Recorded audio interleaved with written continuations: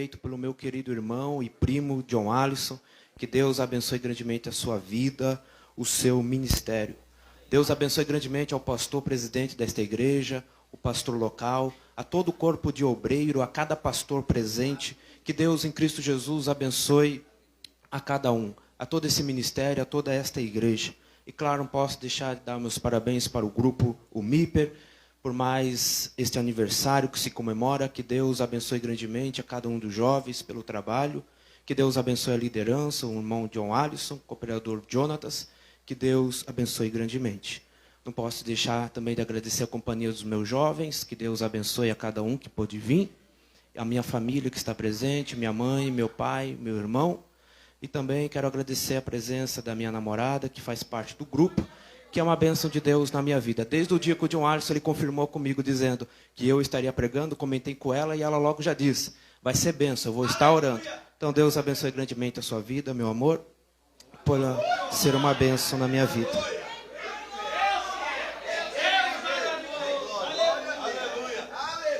Quantos dos irmãos acharam o texto? Pode confirmar com amém? Amém. Eu vou estar lendo e a igreja assim acompanha. 1 Tessalonicenses 5:23.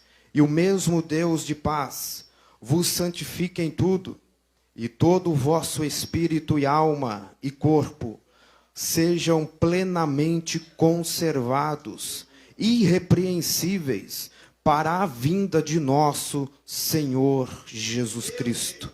Os irmãos podem tomar assento, e aqueles que assim puderem manter a sua Bíblia aberta, eu peço por gentileza para a nossa meditação nesta noite. O tema escolhido para o congresso é um tema que, infelizmente, em muitas igrejas, tem se tornado escasso. Falar sobre santidade, falar sobre purificação, tem se tornado escasso em muitas igrejas. Muitos pastores já não pregam e não ensinam mais sobre o tema santidade ou purificação. Aleluia. Muitos cantores já em suas composições não conseguem compor um louvor que fale sobre santidade ou purificação. Um assunto que deveria ser extremamente normal de ser falado, comentado, ensinado nas igrejas. Aliás, a igreja, conforme a palavra de Deus, é um povo santo, lavado e remido pelo sangue do Cordeiro. Então falar sobre santidade deveria ser o assunto mais normal, mais comentado nas igrejas. Mas, infelizmente, tem se tornado escasso. E qual é o motivo desse tema ter se tornado tão escasso nos nossos dias atuais? Um dos grandes motivos é porque o pecado, ele tem entrado de forma sutil dentro de muitas igrejas. O pecado tem tornado normal na vida de muitos ministros de Deus. É por isso que muitos pastores em suas congregações não conseguem expor o ensino sobre santidade e purificação, porque o pecado está fazendo parte da sua vida. Mas eu louvo a Deus, eu dou glória a Deus, porque ainda há os remanescentes, ainda tem os pastores que pregam sobre santidade, ainda tem ministros que pregam, ensinam sobre purificação, ainda tem ministros dos louvores que ensinam cantando sobre santidade e sobre purificação na vida da igreja. E o texto que nós lemos, vamos ver o apóstolo Paulo ensinando sobre a doutrina da santidade com a igreja tessalônica. Paulo ele vai estar ensinando a igreja sobre o tema santidade. E quem é Paulo? Paulo ele é mencionado em Atos dos Apóstolos capítulo 9 como um perseguidor da igreja. Paulo ele é citado e conhecido como um dos perseguidores dos cristãos. Paulo pegava cartas que lhe davam o direito de entrar na casa dos cristãos, matar os cristãos e também prender os cristãos. Este é Paulo antes de um encontro com Cristo, porque Paulo, depois de um encontro com Cristo, ele não vai mais pegar cartas para matar a igreja, mas ele mesmo vai pegar cartas, escrever para a edificação igreja. E o que é isso? É o poder da transformação de Jesus na vida de alguém. E esse apóstolo Paulo, em Atos capítulo 13, ele é separado juntamente com Barnabé pelo próprio Deus para uma obra exclusiva: ser um missionário, ser um pregador da palavra de Deus. Desde então, Paulo ele vai começar a ir em várias cidades, em vários lugares para ensinar a palavra de Deus. E Paulo, quando ele chegava em um determinado lugar, Paulo ele tinha pelo menos dois costumes. O primeiro costume que Paulo ele tinha ao chegar em uma cidade era de procurar o templo central daquela cidade. Era de procurar o lugar onde o povo se reunia para prestar o culto a Deus. Então este era o primeiro costume que Paulo tinha ao chegar em algum lugar. O segundo costume que Paulo ele tinha, meus irmãos, ao chegar em alguma cidade, era de ficar no mínimo 3 sábados seguidos ensinando a palavra de Deus, ensinando doutrinas para a igreja. Em Atos capítulo 17, em uma de suas viagens missionárias, Paulo ele vai até a cidade de Tessalônica, e ali ele vai então estabelecer uma igreja. Ele vai estabelecer a igreja Tessalônica. Ele procura o templo central, ele fica 3 sábados seguidos ensinando doutrinas para a igreja. Porém, Paulo, após ele ficar esses 3 sábados seguidos ensinando, ele então vai se locomover para um outro local, prosseguindo a obra de Deus. Mas com o passar do tempo, Paulo ele se preocupava com o estado espiritual da igreja que ele estabelecia, porque Paulo ele não era um pastor irresponsável. Paulo ele não era um pastor que não tinha compromisso com Deus, muito pelo contrário.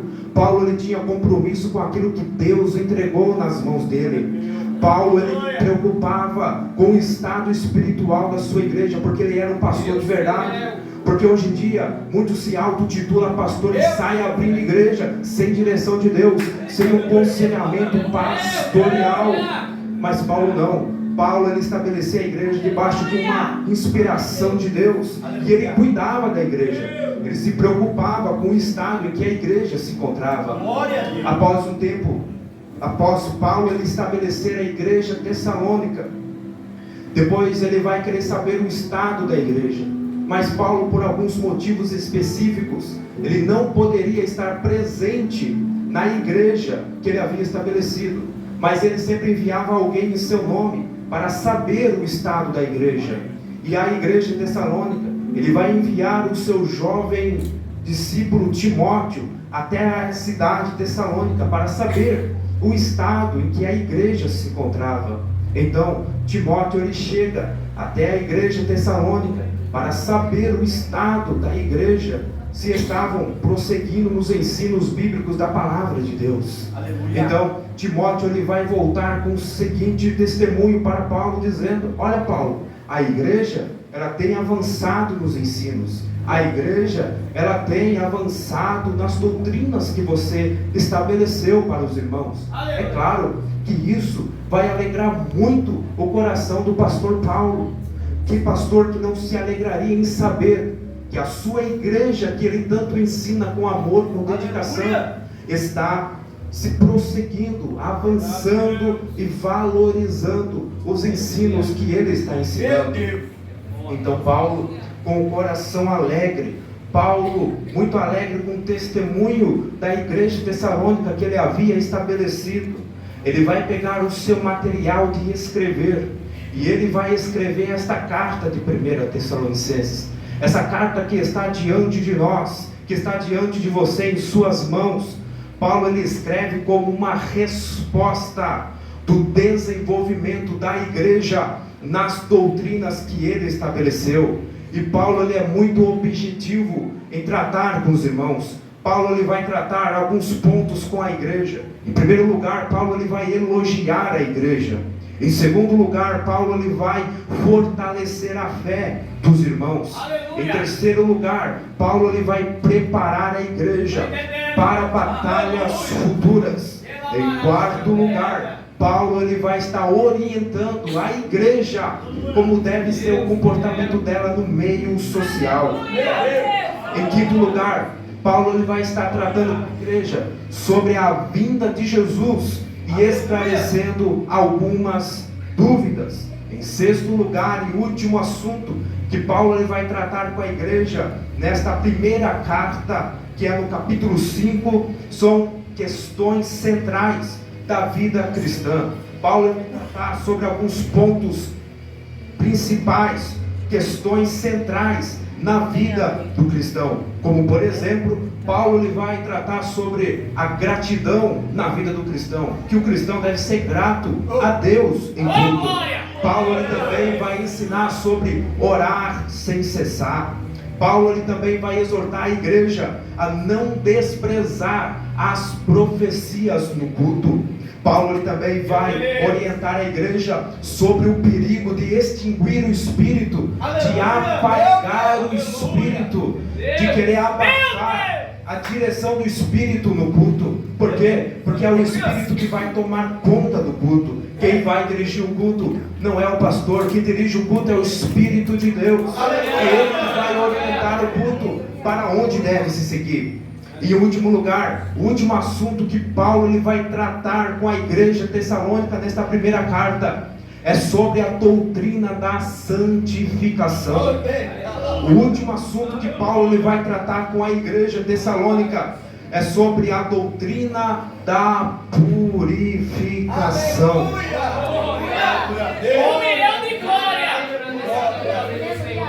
E Paulo vai tratar alguns pontos sobre esta doutrina da purificação. Mas antes de nós entrarmos dentro dos ensinos de Paulo para a igreja de Tessalônica, precisamos passar primeiro por alguns pontos principais, alguns pontos importantes sobre a obra da purificação.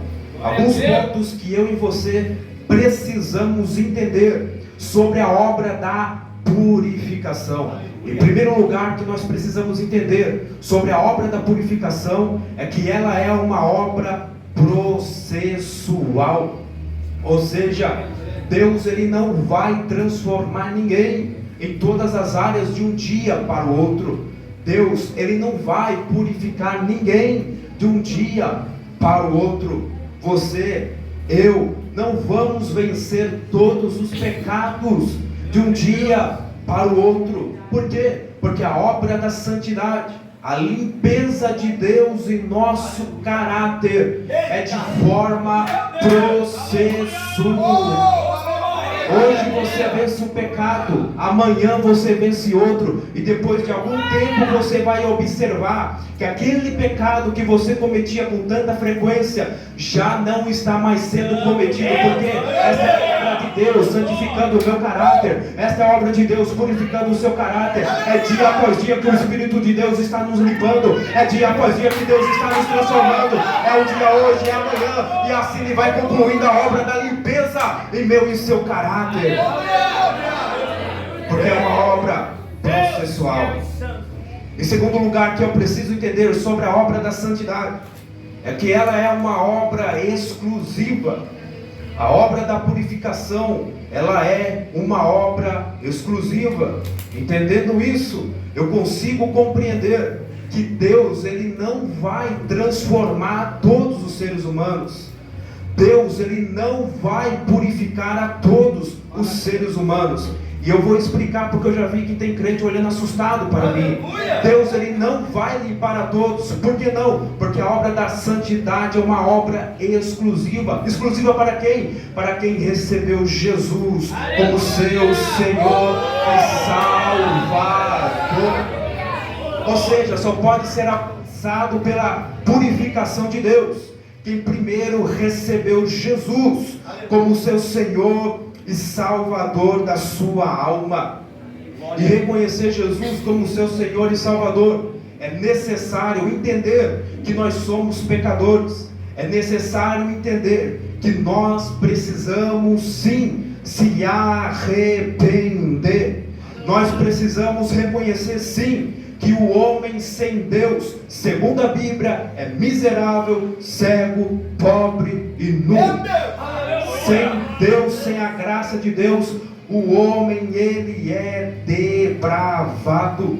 E por que nós precisamos se arrepender? Porque Deus, ele criou o ser humano perfeito. Se nós lermos em Gênesis capítulo 2, a Bíblia vai nos contar que Deus, ele vai criar o homem perfeito. Deus, ele vai criar a mulher perfeita, sem nenhum tipo de pecado. Porém, quando nós entramos no capítulo 3 de Gênesis, a Bíblia vai nos dizer que o pecado vai entrar na raça humana. O pecado vai começar a fazer parte do ser humano. E assim, de forma humanamente falando, nós veio da descendência de Adão e Eva. Ou seja, o pecado que começou a habitar neles, começa a habitar em nós também, desde o nascimento. Ou seja, o homem, ele é pecador, sim, desde o seu nascimento, e é necessário um arrependimento. Se nós queremos de fato ser alcançados pela obra da purificação, é necessário primeiro passar pelo processo do arrependimento.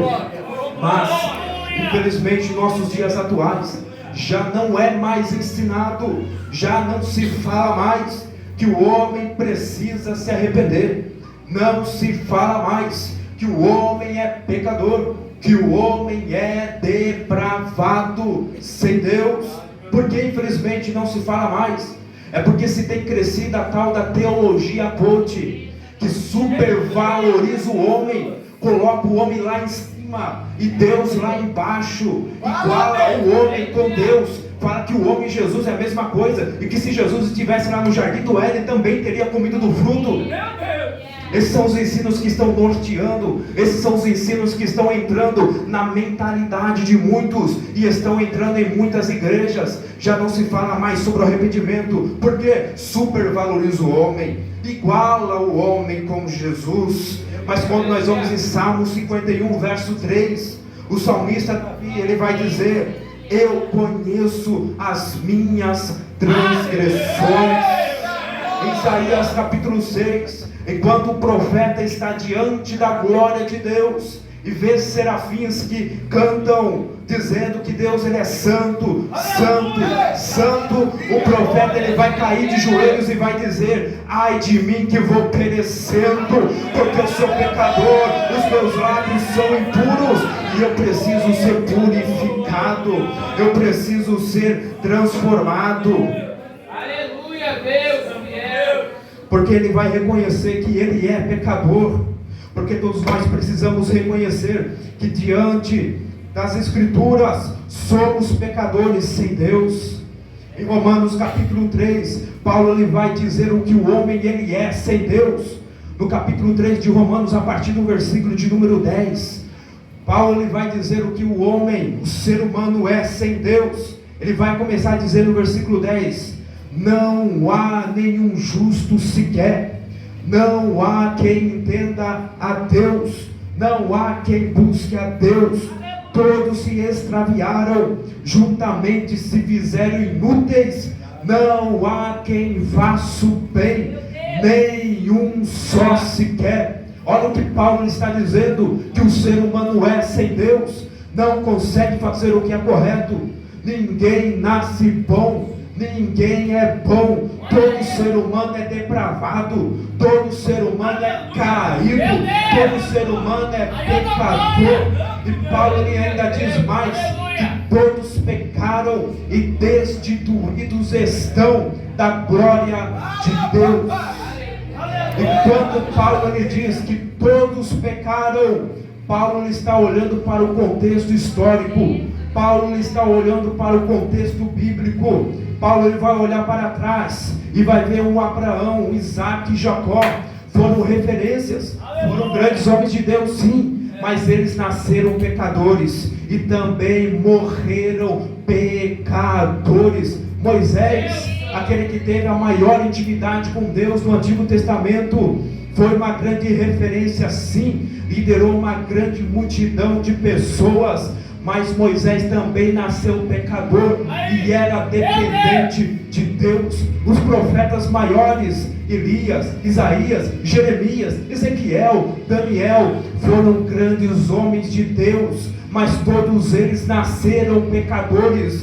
todos eles eram dependentes de Deus. Em todo o contexto histórico, em todo o contexto bíblico, somente um nasceu sem pecado, somente um nasceu santo, só um, que é Jesus de Nazaré, nasceu santo, morreu santo, ressuscitou santo e se faz presente aqui na igreja e purifica, santifica, restaura e limpa o ser humano de qualquer tipo de pecado, porque Ele é santo. Só Ele é santo.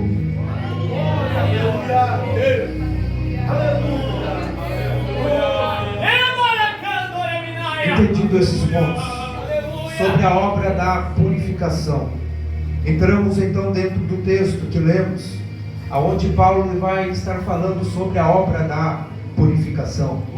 E Paulo vai tratar 4 pontos sobre a obra da purificação. Paulo ele vai falar a fonte da purificação. Paulo ele vai falar até onde a purificação nos atinge. Paulo ele também vai falar como é operada em nós a obra da purificação. Em último lugar, Paulo ele vai dizer para que somos purificados. E esses 4 pontos que Paulo ele trata com a igreja de Tessalônica sobre a obra da purificação, são esses 4 pontos que eu quero tratar com a igreja dentro dos próximos minutos. Em primeiro lugar, Paulo ele vai falar sobre a fonte da purificação. Versículo de número 23, ele diz: e o mesmo Deus de paz vos santifique em tudo. Quem é a fonte da purificação? Paulo lhe responde que Deus vos santifica em tudo, porque a obra da santificação, a obra da purificação, ela é uma obra que foi criada pelo próprio Deus. A ideia da santificação, ela foi projetada pelo próprio Deus. A obra da purificação foi criada pelo nosso próprio Deus. Ou seja, não foi anjo, não foi querubim, não foi arcanjo que criou a doutrina da purificação, mas foi o nosso próprio Deus.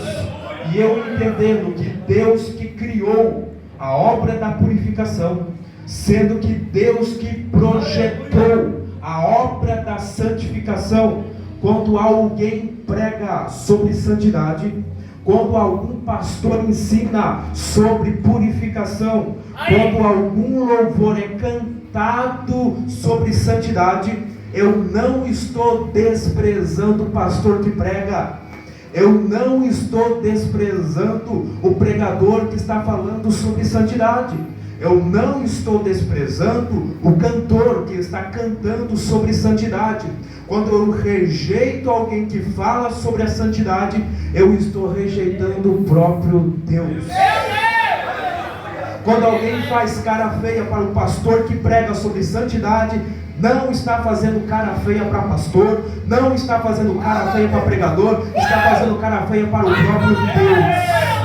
Então, se você está rejeitando a Deus, não vai ser o pastor que vai trazer o juízo, não vai ser pregador que vai te trazer juízo, vai ser o próprio Deus que vai vir ao seu encontro e trazer o juízo, porque santidade não é projeto de homem, santidade é projeto de Deus. O desejo de Deus é santificar, o desejo de Deus é purificar, o desejo de Deus é limpar o ser humano em todas as áreas. Então, se Deus ele é a fonte, Ele que criou o projeto santificação, e quando nós entendemos que Deus ele é a fonte da purificação, quando nós entendemos que Deus ele é a fonte que excede toda a santidade, eu não tenho capacidade alguma de abrir a minha boca e dizer que eu vou me santificar. Eu não tenho capacidade alguma de me auto-purificar. Por quê? Porque a obra da santidade, a santidade, a fonte é o próprio Deus. Então a única coisa que eu consigo fazer A única coisa que eu tenho capacidade de fazer é me aproximar da fonte. A única coisa que eu consigo fazer é me aproximar da fonte da santidade, que é o próprio Deus. E como eu faço para me aproximar da fonte da santidade? Como eu faço para me aproximar do Deus que excede toda a santidade? Muito simples: orando, lendo Bíblia, congregando, vindo para os cultos, indo para a igreja. Isso vai me santificar? Não, isso vai me aproximar da fonte da santificação. Então este é o motivo pela qual você sempre cai nos mesmos erros. Este é o motivo pela qual você não é purificado por Deus, porque você está se afastando daquilo que vai te aproximar da fonte da santidade. Você diz que quer ser purificado por Deus, mas não sabe o que é o culto de doutrina. Você quer ser santificado por Deus, mas não sabe o que é o culto da palavra, o culto do ensino. Você quer ser purificado por Deus, mas não sabe o que é levantar de manhã no domingo, pegar sua revista da escola dominical e vir para a aula. Mas quer ser purificado por Deus, quer ser limpo por Deus, mas se afastando da fonte.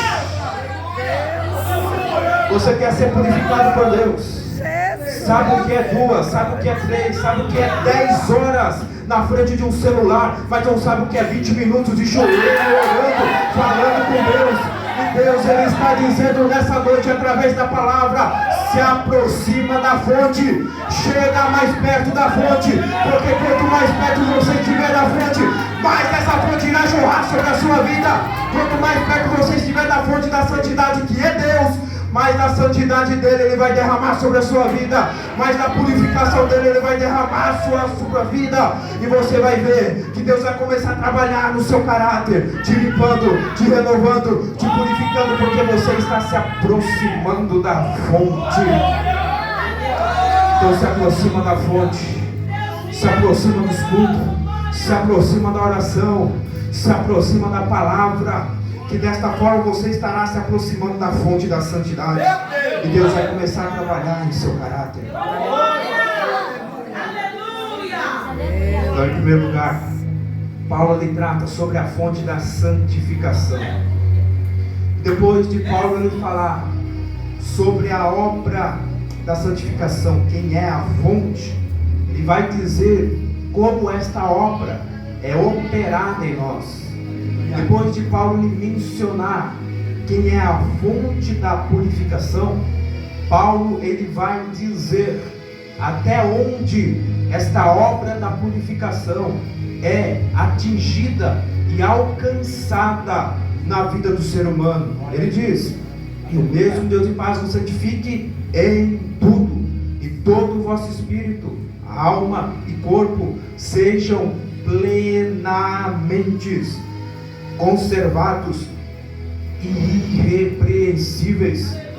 Paulo lhe diz que quando Deus ele começa a gerar a obra da purificação, Deus ele vai atingir a todas as áreas do ser humano.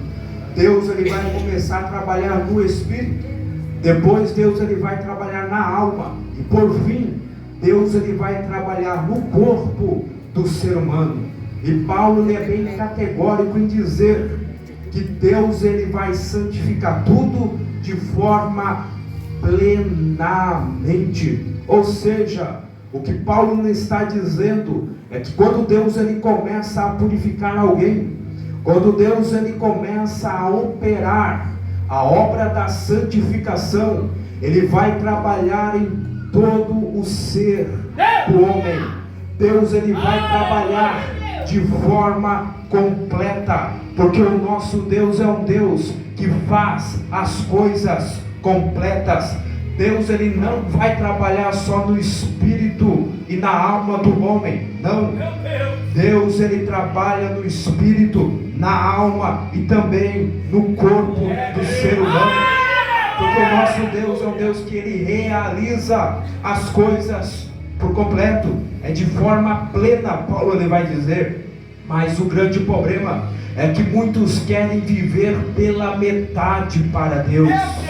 O problema é que muitos querem ser purificados apenas pela metade, e ainda tem a ousadia de dizer para Deus: olha Deus, o Senhor pode trabalhar nessa área da minha vida, mas já nessa área, nesse ponto, não precisa trabalhar, não tem nada a ver, é normal, todo mundo faz, todo mundo vai, todo mundo assiste, todo mundo usa, então não tem problema o Senhor não trabalhar nessa área, não precisa mudar tudo, não precisa transformar tudo, mas só que Deus, Ele não vai trabalhar de forma pela metade. Se Deus Ele for trabalhar, se você se entregou a Cristo, se você se diz cristão, entenda, Deus Ele vai trabalhar por completo, Deus vai operar por completo, porque Deus Ele não aceita menos que tudo. Se for para fazer, é por completo. Se for para adorar, é por completo. Se for para ser crente, seja por completo. Se for para ser obreiro, seja um obreiro por completo. Não importa aquilo que Deus te entregou para fazer, mas faça por completo, porque o nosso Deus é um Deus que faz as coisas por completo. É por completo, não é pela metade. Deus Ele não aceita nada pela metade. É só você olhar para a cruz, é só você olhar para Jesus lá na cruz. Jesus Ele não vai se entregar pela metade. Se você olhar para a cabeça de Jesus, você vai ver que a cabeça dele está ferida por uma coroa de espinhos.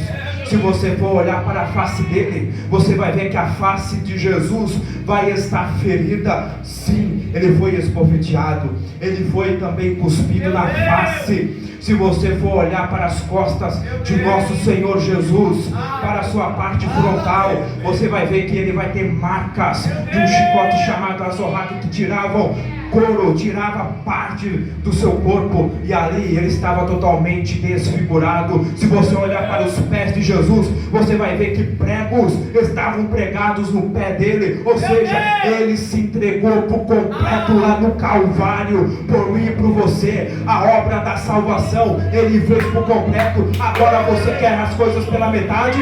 Você quer servir pela metade? Deus ele vai colocar muitos na postura nessa noite. Deus está dizendo: eu vou fazer por completo, eu vou trabalhar por completo, eu vou mudar muitas coisas na sua vida, eu vou começar a mudar muitas coisas, eu vou começar a tirar algumas coisas do lugar, eu vou começar a tirar aquilo que não era para ser colocado, e eu vou começar a colocar aquilo que é para ser colocado. Porque entenda, na vida do cristão, quem manda é Deus, quem faz é Deus. E se ele achar que precisa ser mudado, ele vai mudar. Se ele vê que precisa ser transformado, ele vai transformar. Se ele vê que tem algo que precisa ser tirado, ele vai tirar, porque quem faz é Deus. É por completo. A obra que ele opera por completo, ele não faz nada pela metade. Se for para ele purificar o homem, ele vai purificar por completo.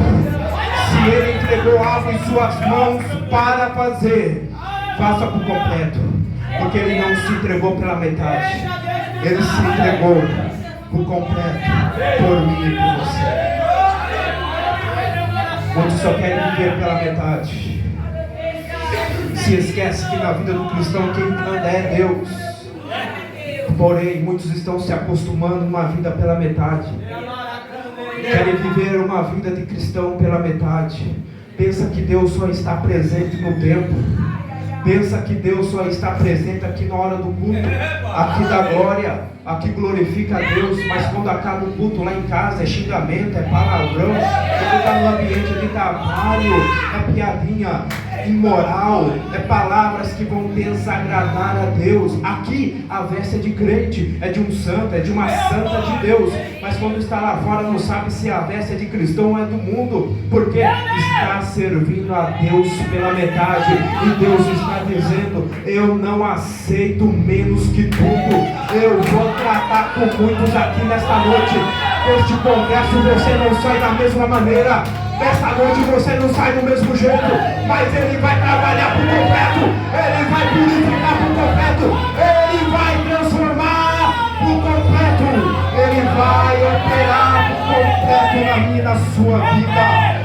nome dele vai ser glorificado. O nome dele vai ser honrado.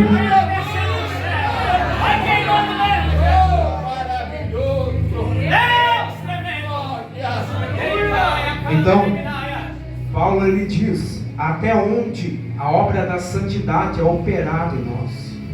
E Paulo ele diz que Deus ele trabalha de uma forma plena, ou seja, de uma forma completa. Deus ele vai trabalhar no espírito, na alma e no corpo do ser humano, ou seja, em todas as áreas do ser humano. E é necessário entender que em cada uma dessas áreas do ser humano, Deus ele vai trabalhar de formas diferentes e também com motivos diferentes. Em primeiro lugar, Paulo ele vai dizer que a obra da santificação vai atingir ao nosso espírito. Paulo ele diz que a obra da purificação, a limpeza de Deus em nosso caráter, vai começar no espírito, vai começar no espírito do homem, porque como os irmãos bem sabem, Deus ele cria o ser humano sendo espírito, alma e corpo, e a obra da purificação se inicia no espírito. Mas o que é purificação no espírito? A Bíblia vai nos dizer lá em Gênesis capítulo de número 2, que Deus ele vai formar o homem do pó da terra. Deus ele vai formar o homem do pó da terra. Porém, o homem ainda não tinha vida. O homem ainda não era um ser vivente. Então a Bíblia vai nos dizer lá em Gênesis capítulo 2, que Deus ele vai assoprar o fôlego de vida sobre o homem. Então o homem ele passa a ser alma vivente. E esta expressão fôlego de vida, ela também aparece lá em Ezequiel capítulo 37. E algumas versões não vai dizer espírito, mas vai estar escrito fôlego de vida. Quando Deus ele vai falar para o profeta: profetize para que o espírito venha ao vale, e algumas versões está escrito fôlego de vida.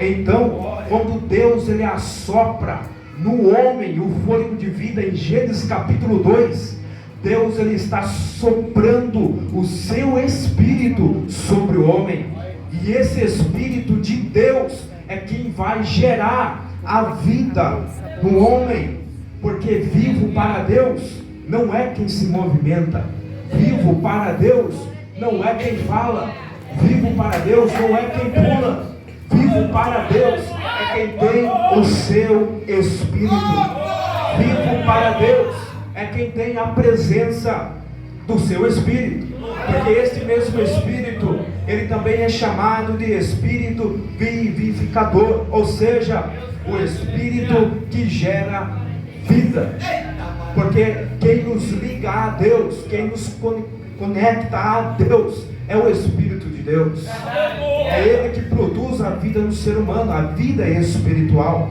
Certa feita, Jesus falando a respeito dos fariseus, Jesus ele vai dizer o seguinte: deixem os mortos enterrarem os mortos. Mas como assim morto enterrar morto? É que Jesus está falando de um morto espiritual, porque para Jesus os fariseus eram mortos espiritualmente falando.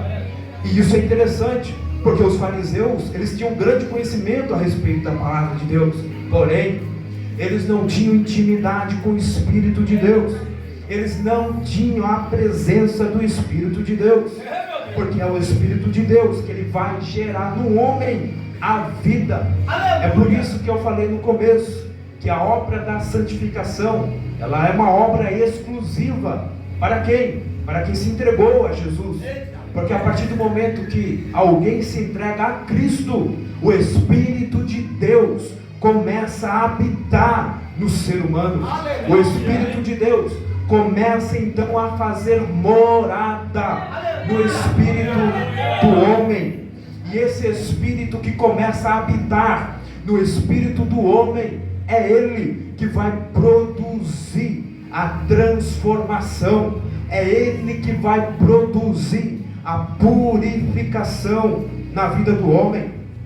Porque a maior obra do Espírito Santo, o maior poder do Espírito Santo que Ele quer produzir na minha e na sua vida, é a obra da regeneração, é a obra da limpeza. Em Tito, capítulo 3, versículo 4, a Bíblia vai nos dizer: quando apareceu a bondade de Deus, nosso Salvador, e o seu amor para com os homens, não em virtude de obras de justiça que nós houvéssemos feitos, mas segundo a sua misericórdia, nos salvou mediante o lavar da regeneração e renovação pelo Espírito Santo.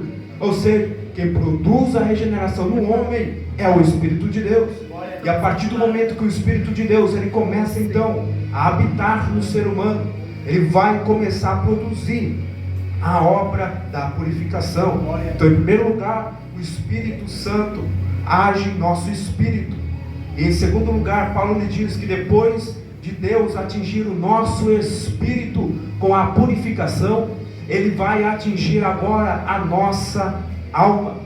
Depois de Deus Ele trabalhar no nosso espírito, derramando do Espírito dele, agora esse Espírito que Ele derramou vai começar a trabalhar na nossa alma, vai começar a trabalhar na alma do ser humano.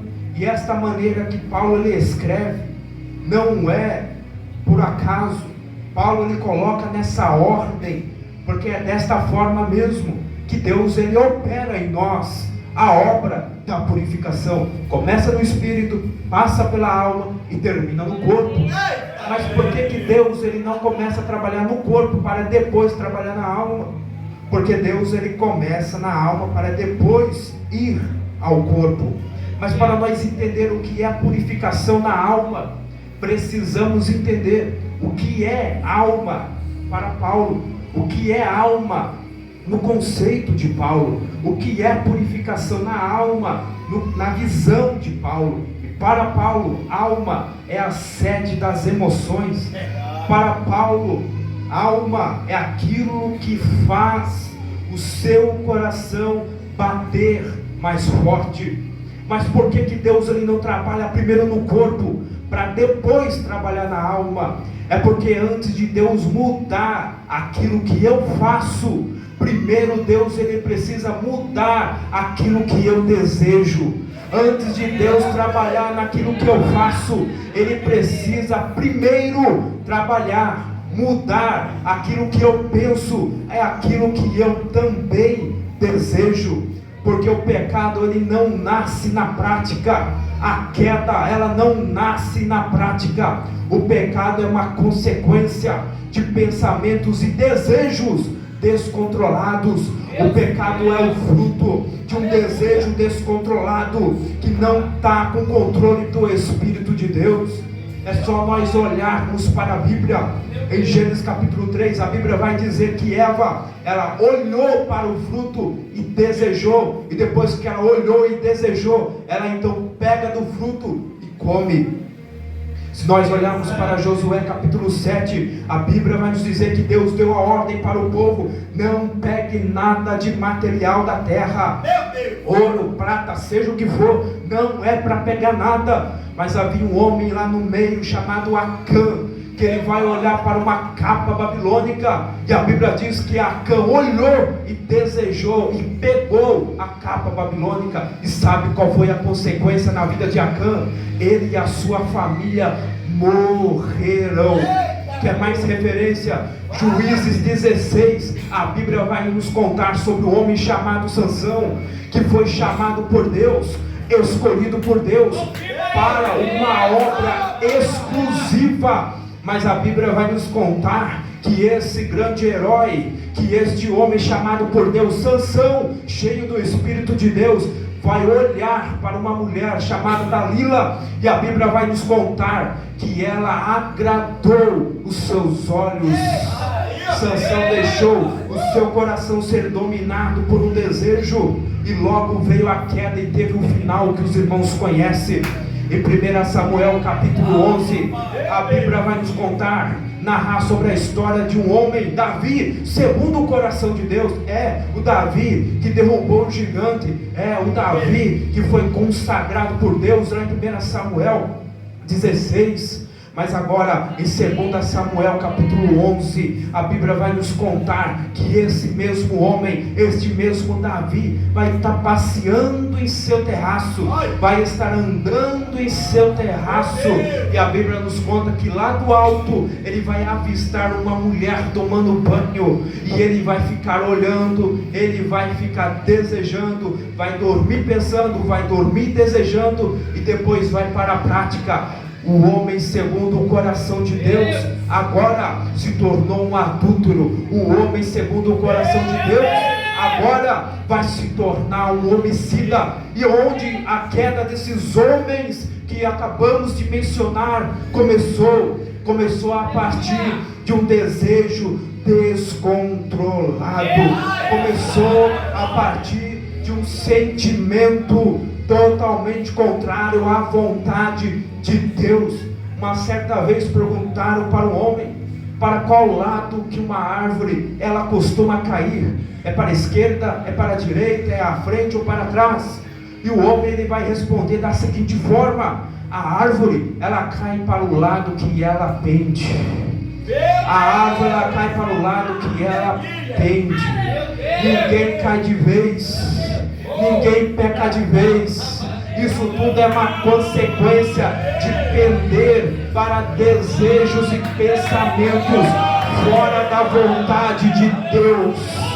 Porque muitos estão deixando o seu coração ser contaminado pelo pecado. Muitos estão deixando a sua alma ser contaminada por aquilo que é impuro. E assim o diabo está tomando conta. É por isso que o diabo arma o laço e você cai. É por isso que você sempre cai nas mesmas tentações. É por isso que você não vence o pecado. É porque a sua alma está sendo dominada pelo pecado. Os seus desejos não estão mais na presença de Deus. Você que tinha os seus desejos firmados na presença de Deus, deixou o pecado tomar conta, então a queda está vindo, então o pecado está dominando, você perdeu a presença de Deus, você perdeu a sensibilidade de Deus, porque o pecado começou a tomar conta da sua alma. Mas Deus está dizendo nessa noite: eu não sei como está a sua alma, eu não sei o que está dominando a sua alma, mas Deus te trouxe aqui nesta noite para dizer: eu vou purificar almas, eu vou começar a limpar almas, eu vou começar a trabalhar no caráter de muitos que perderam a sensibilidade. Eu vou restaurar a sensibilidade de muitos, eu vou purificar corações que foram contaminados. Deus te trouxe aqui para te purificar, para te transformar. Eu não sei em que área que o diabo te derrubou, eu não sei em que área que o pecado te derrubou, mas Deus nessa noite te levanta, nessa noite o Espírito te levanta, e você vai voltar na posição de onde você caiu, você vai voltar de onde o diabo te derrubou, você vai voltar da onde a queda te derrubou. Deus vai restaurar. Deus ele vai começar a purificar. Eu não sei do que a sua alma tem se enchido. Eu não sei do que o seu coração tem sido dominado. Mas lembra quando você era um crente fervoroso? Deus ele toca em meu coração para dizer que muitos aqui perderam a sensibilidade. Muitos deixaram a presença de Deus de lado. Era cheio de Deus, mas aos poucos foi deixando o pecadinho entrar, foi deixando o outro pecadinho entrar, e isso foi tirando a sua sensibilidade de Deus. Você já não adora mais como antes, você já não glorifica mais como antes, você já não exalta a Deus como antes. Lembra quando você falava em línguas? Lembra quando você não via a hora de chegar ao culto? Está acabando, está indo embora, porque você está deixando o pecado tomar conta da sua alma, você está deixando o diabo tomar conta dos seus desejos. Mas Deus te trouxe aqui nessa noite para dizer: Eu vou trabalhar nas almas. Eu vou trabalhar na sede das suas emoções. E você vai voltar a sentir a minha presença. Você vai voltar a sentir a minha graça. Deus não fica devendo nada para ninguém.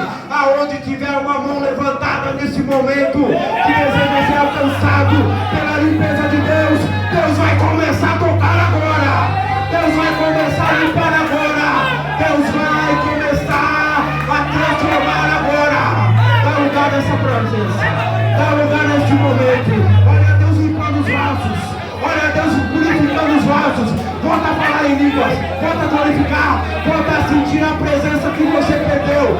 Ele te trouxe nessa noite para te marcar. Eu vou mudar a sua alma. Eu vou mudar os seus sentimentos. Eu vou purificar. Eu vou trabalhar, eu vou levantar porque eu tenho chamada, eu tenho obra, eu tenho propósito e não vai morrer por causa do pecado, mas eu vou levantar, eu vou purificar. Aproveita o momento para adorar, aproveita o momento para dar lugar. E na onde você perdeu a presença de Deus, começa a dizer para Ele agora nesse momento: purifica o meu coração, purifica a minha alma. Ele está limpando. Na onde você caiu, na onde você precisa de uma limpeza, fala para Ele neste momento. Orecandaraia séria, orecandaraia séria. Uma presença desce nesse momento, uma purificação da parte de Deus toma conta do ambiente e você vai sair nessa noite purificado, transformado, limpo por Deus, limpo pela presença de Deus que toma conta do ambiente.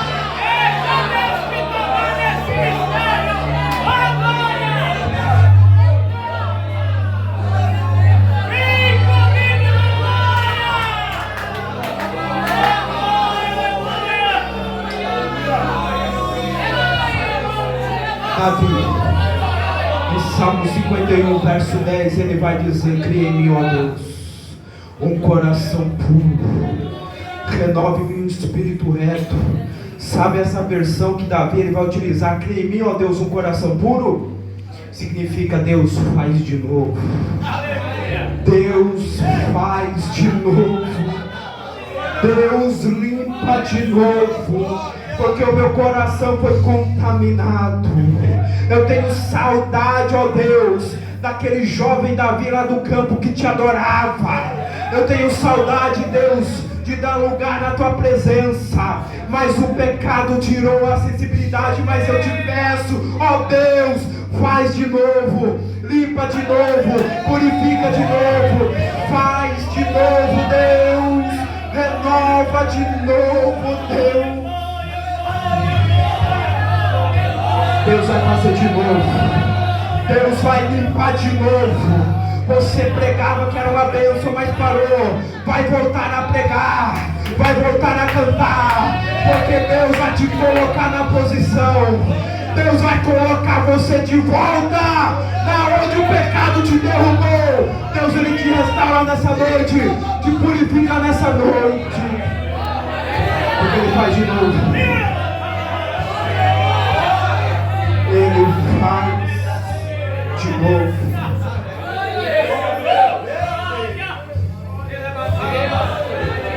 E depois de Paulo ele dizer, Deus ele trabalha com a obra da purificação na alma do homem. Depois de Deus ele trabalhar na sede das emoções do homem, Paulo ele diz que Deus ele vai terminar esta obra da limpeza no corpo do ser humano. Ele diz que o mesmo Deus de paz vos santifique em tudo, todo o vosso espírito, alma e corpo sejam plenamente irrepreensíveis diante de Deus.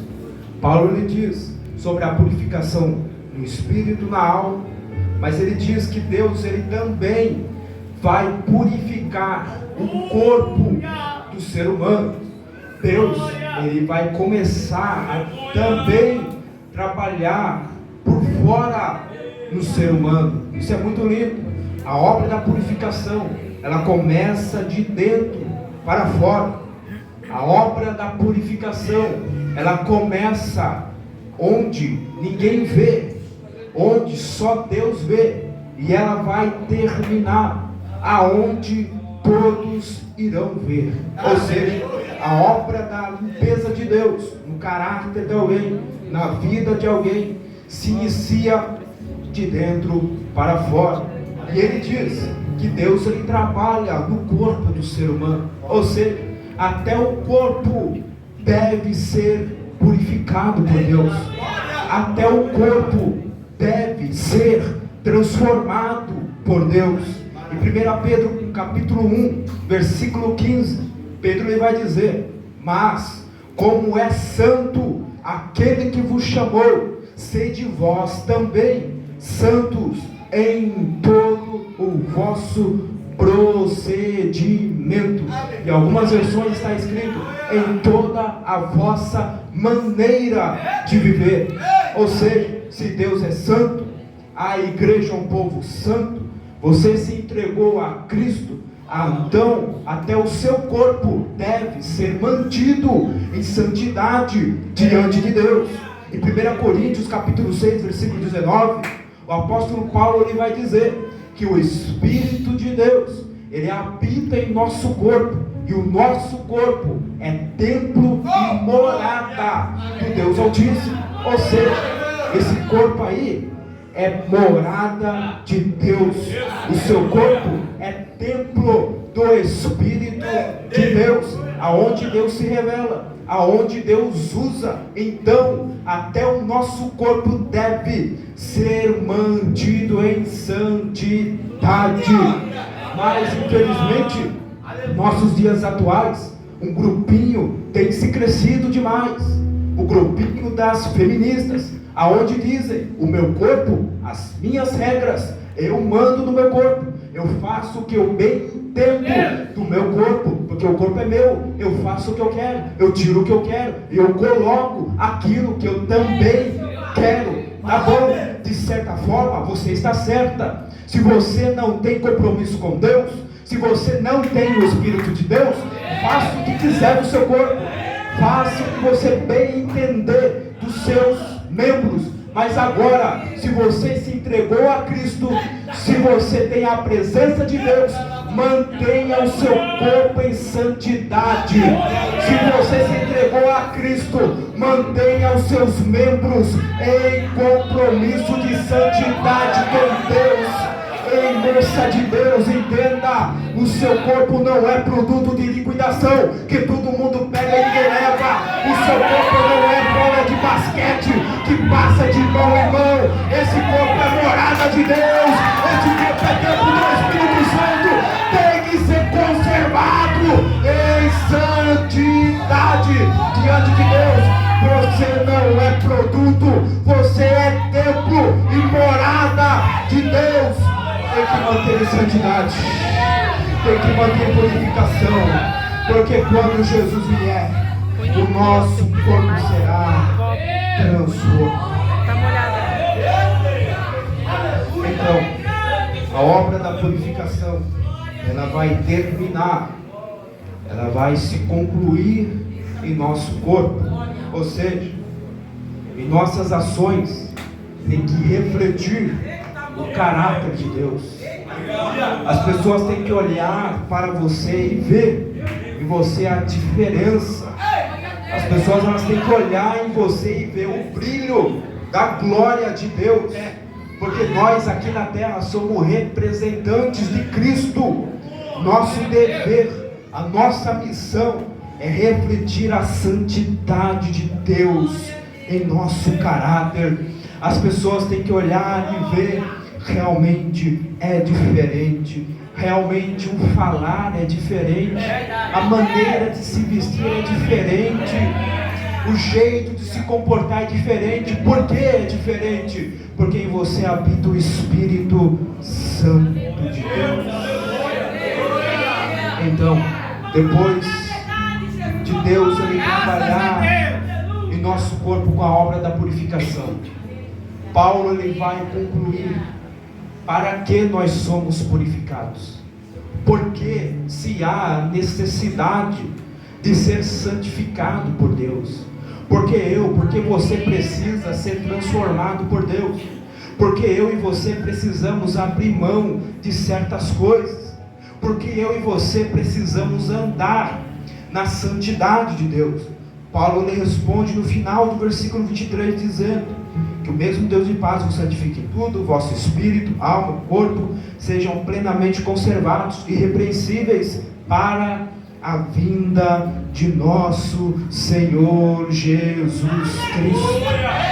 O motivo pela qual nós precisamos ser purificados por Deus é porque Jesus vai voltar. O motivo pela qual nós precisamos ser santificados por Deus é porque o nosso Senhor Jesus em breve vai voltar. Em breve Ele vai voltar. Talvez muitos dizem, mas este é um assunto muito velho.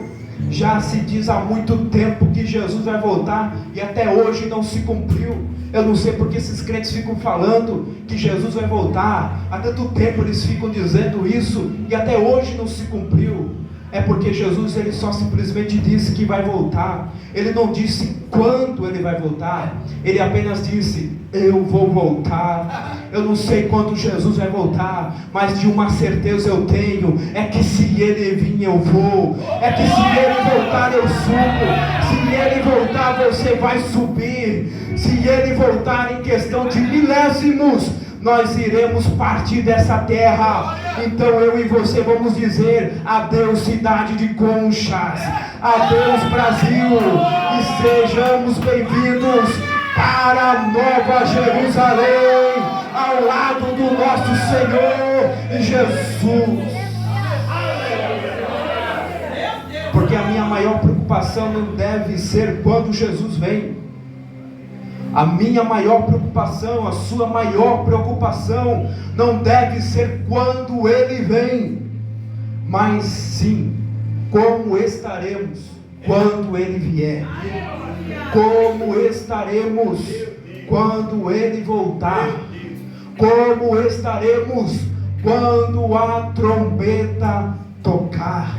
Jesus vai voltar? Sim, Ele mesmo falou em João capítulo 14, o próprio Jesus vai dizer, eu vou para o Pai, eu vou vos preparar lugar, e quando eu vos preparar lugar, eu vou voltar outra vez. E por que Jesus vai voltar outra vez? Ele diz, eu vou voltar para vos buscar, para que onde eu estiver, estejais vós também. Em Mateus capítulo 5, Jesus ele diz que os limpos de coração verão a Deus. Em Hebreus 12:14 diz, segui a paz com todos e a santificação, sem a qual ninguém verá a Deus. O autor aos Hebreus é claro em dizer que sem santificação ninguém verá a Deus.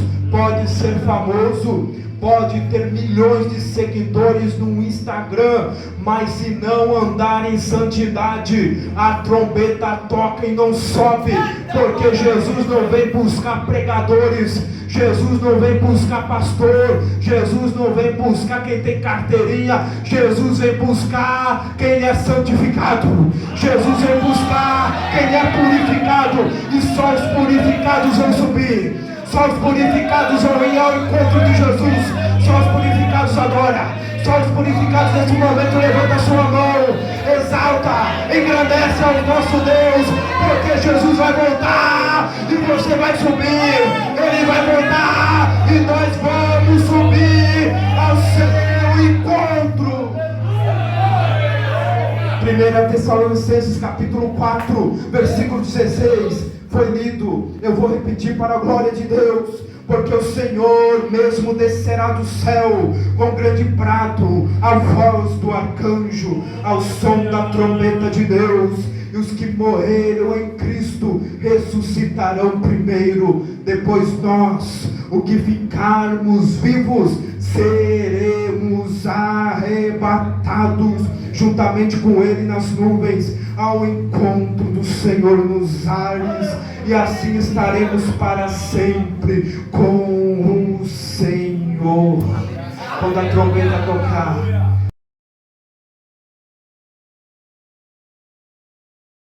pela qual nós precisamos e devemos andar em santidade, é porque Ele vem.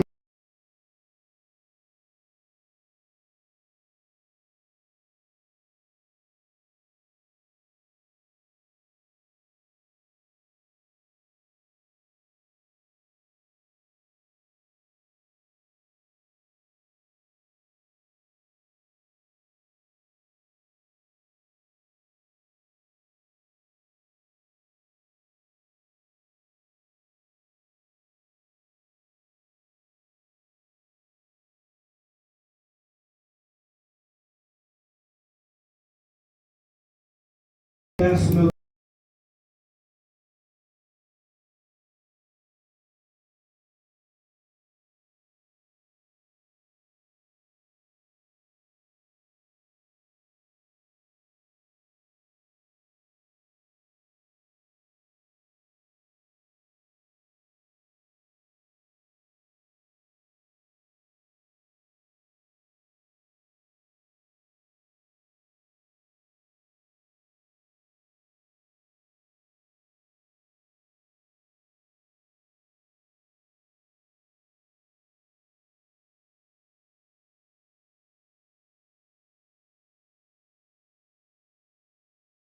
nosso caráter, trabalhe em nossa mente, trabalhe em nossos sentimentos, para que nós possamos estar da maneira que possamos subir ao seu encontro. É o que nós te pedimos em nome de Jesus. Amém.